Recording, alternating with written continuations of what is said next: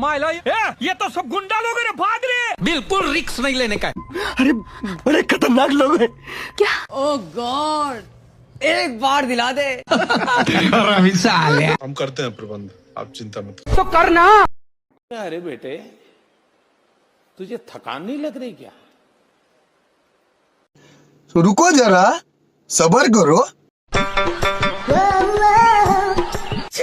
ससुर सफेद कपड़ा। ऐसा मत करो मेरी जान। अच्छा, बात तो सही है।